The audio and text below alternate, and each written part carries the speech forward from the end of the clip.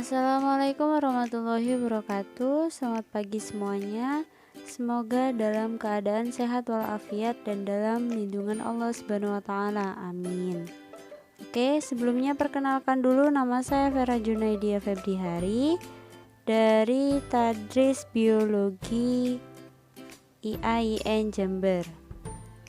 Oke, hari ini kita akan mempelajari tentang materi perubahan lingkungan, kelanjutan dari materi yang kemarin ya, yaitu yang akan membahas tentang akumulasi bahan pencemaran dan rantai makanan, penanganan limbah, dan keseimbangan dan perubahan lingkungan. Oke, yang pertama kita akan membahas tentang akumulasi bahan pencemaran dalam rantai makanan. Nah, bahan pencemar yang sulit atau tidak dapat terurai di lingkungan dapat masuk ke dalam tubuh organisme dan berpindah dari satu organisme ke organisme lain melalui rantai makanan dan jaring-jaring makanan. Nah, contohnya bahan pencemar DDT atau diklorot difenil trikloretana ini yang digunakan oleh petani sebagai insektisida. Nah, DDT ini juga sulit terurai sehingga residunya tetap berada di air atau tanah yang kemudian terserap oleh ganggang atau tumbuh-tumbuhan. Nah, DDT ini juga tidak dapat terurai oleh reaksi di dalam tubuh makhluk hidup. Jika ganggang atau tumbuhan-tumbuhan tersebut dimakan oleh herbivora, DDT akan berpindah ke tubuh herbivora atau karnivora dan seterusnya hingga konsumen pada tingkat trofik tertinggi. Pada setiap tingkat trofik akan terjadi peningkatan akumulasi DDT. Akumulasi terbanyak terjadi pada tingkatan trofik paling tinggi. Trofik peningkatan akumulasi bahan pencemaran pada tingkat trofik melalui rantai makanan disebut biomagnifikasi. Akumulasi DDT di dalam tubuh organisme dapat menyebabkan terjadinya gangguan fisiologi tubuh dan mutasi genetik atau gen atau kromosom.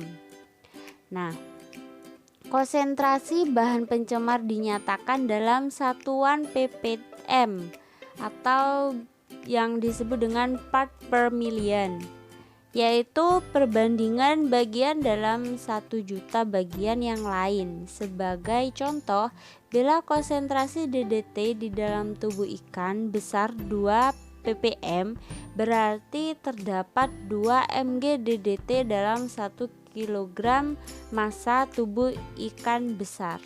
Gitu ya. Kemudian yang kedua kita akan membahas tentang penanganan limbah, yang dimana berdasarkan wujudnya limbah dapat dibedakan menjadi 3 macam, yaitu limbah cair, limbah gas, dan limbah padat.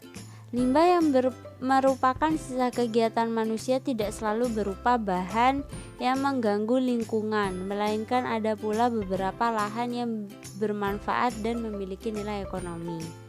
Nah, limbah yang masih bermanfaat itu contohnya seperti ampas tahu dan ampas kacang yang masih dapat dimanfaatkan untuk membuat oncom dan makanan ternak gitu ya.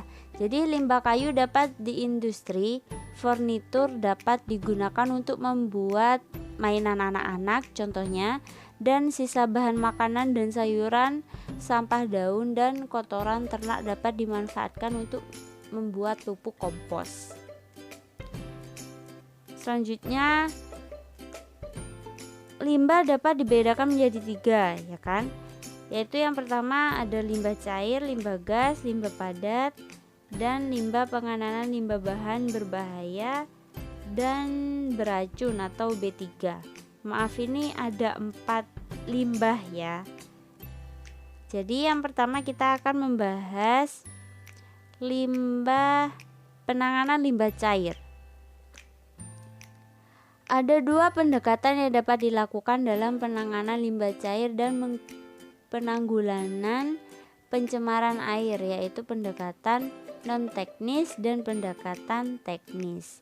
Nah, pendekatan Non teknis ini dilakukan dengan cara penerbitan peraturan sebagai landasan hukum bagi pengelola badan air dan penghasil limbah, sosialisasi peraturan dan penyuluhan pada masyarakat. Nah, sementara itu pendekatan teknis ini dilakukan dengan penyediaan atau pengadaan sarana dan prasarana penanganan limbah dan evaluasi. Selanjutnya yaitu penanganan limbah padat. Penanganan limbah padat ini sering disebut sebagai sampah yang meliputi sampah organik atau dapat terurai secara alami gitu ya. Nah, maupun sampah anorganik yang atau tidak dapat terurai secara alami, ini berdasarkan sumbernya. Limbah dapat dikelompokkan menjadi dua macam, yaitu limbah padat domestik dan limbah padat non-domestik. Jadi limbah padat domestik ini adalah limbah padat yang berasal dari kegiatan rumah tangga, perkantoran, perdagangan, dan rumah sakit. Contohnya kertas kardus, sisa-sisa bahan kimia dari laboratorium, komputer yang telah rusak, sampah dari kegiatan operasi perbedahan, peralatan bekas atau jarum suntik, botol infus gitu ya, dan sisa-sisa obat.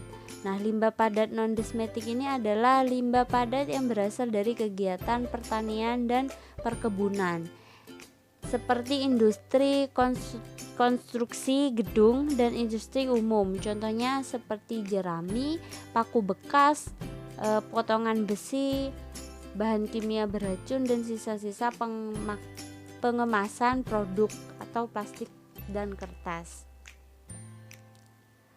Kemudian selanjutnya penanganan limbah gas. Penanganan limbah gas ini dapat berupa gas, embun uap, kabut, awan, debu, haze atau partikel tersuspensi dalam tetesan air gitu ya, dan asap. Jadi pada umumnya limbah gas ini berasal dari kendaraan bermotor dan industri. Kemudian ada penanganan limbah bahan berbahaya dan beracun atau bisa disebut dengan B3. Jadi limbah bahan berbahaya dan beracun ini adalah bahan yang karena sifat, konsentrasi atau jumlahnya baik secara langsung maupun tidak langsung gitu ya. Jadi dapat mencemari atau merusak lingkungan hidup serta dapat membahayakan kesehatan dan kelangsungan hidup manusia serta makhluk hidup lainnya.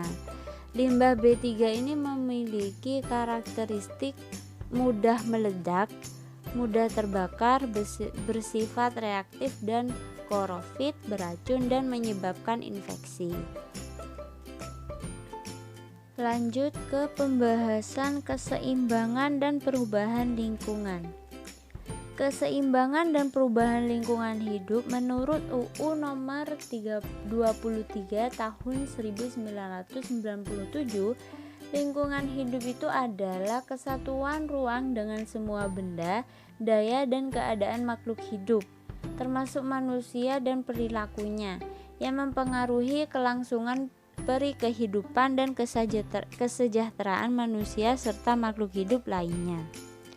Nah, keseimbangan lingkungan ini adalah kemampuan lingkungan untuk mengatasi tekanan dari alam maupun aktivitas manusia dalam menjaga kestabilan kehidupan. Keseimbangan lingkungan merupakan keseimbangan yang dinamis, yaitu keseimbangan yang dapat mengalami perubahan, tetapi perubahan ini bersifat menjaga keseimbangan komponen-komponennya yang tidak menghilangkan suatu komponen tertentu. Gitu ya.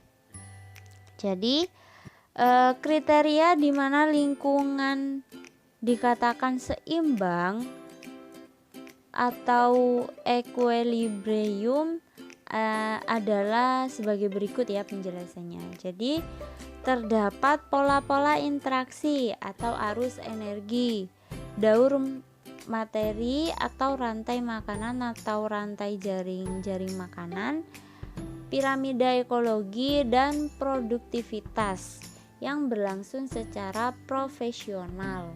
Kemudian ada lingkungan homeostasis, yaitu mampu mempertahankan gangguan alam baik secara alami maupun buatan.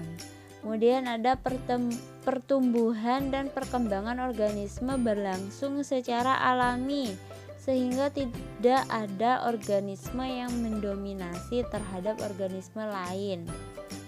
Kemudian memiliki daya dukung lingkungan, yaitu kemampuan lingkungan hidup untuk mendukung perkehidupan manusia dan makhluk hidup lainnya. Keseimbangan ini dapat terganggu jika terjadi perubahan lingkungan berupa perubahan fungsi dan komponen atau hilangnya sebagai komponen yang dapat menyebabkan putusnya mata rantai dalam ekosistem. Faktor penyebab perubahan lingkungan dapat berbeda menjadi dua macam, yaitu faktor alam dan faktor manusia. Yang dimana faktor alam ini antara lain gempa bumi, gunung meletus, gelombang tsunami, tanah longsor, banjir, angin topan, dan kemarau panjang. Sedangkan faktor manusia ini meliputi antara lain pembakaran dan penebangan hutan, pembangunan industri dan pemukiman, penambangan secara liar, sistem pertanian monokultur, dan pencemaran lingkungan, misalnya akibat penggunaan pestisida dan pupuk kimia yang berlebihan. Oke, mungkin itu saja yang dapat saya sampaikan. Apabila saya ada salah kata, mohon dimaafkan. Oke, pertemuan yang akan datang kita akan membahas tentang materi yang sama, yaitu perubahan lingkungan. Ya. Jadi, sekian yang dapat saya sampaikan. Apabila ada salah kata, saya mohon maaf. Sampai bertemu lagi minggu depan. Semoga bermanfaat. Saya akhiri. Wassalamualaikum warahmatullahi wabarakatuh.